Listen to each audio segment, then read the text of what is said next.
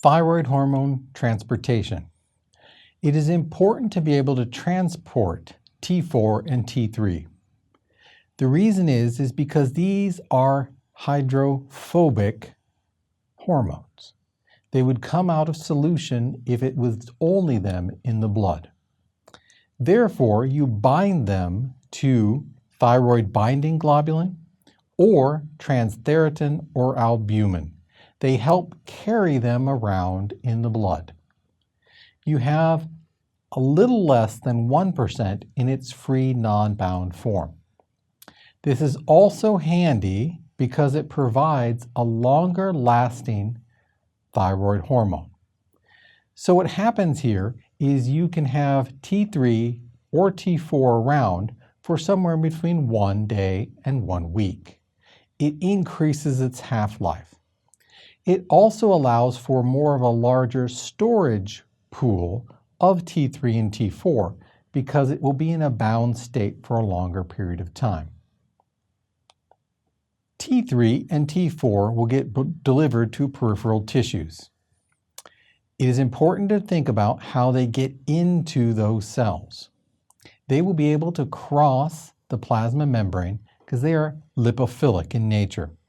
There are some times, however, that they will travel through larger pores as well.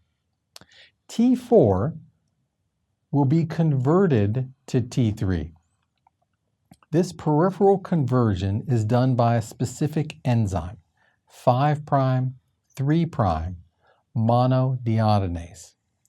This enzyme facilitates that conversion by taking off one of the iodine. T3 is important because it is so much more biologically active. In fact, it has a binding affinity for the hormone receptor 10 times that of T4. The thyroid hormone receptor will then complex together and go into the nucleus, binding to a thyroid response element, undergoing both then transcription and translation to make new proteins. These new proteins are a myriad of different functions, anything from the sodium-potassium ATPase to enzymes involved with metabolism to other things like myosin heavy chains that are involved in muscle, beta-adrenergic receptors, and many, many others.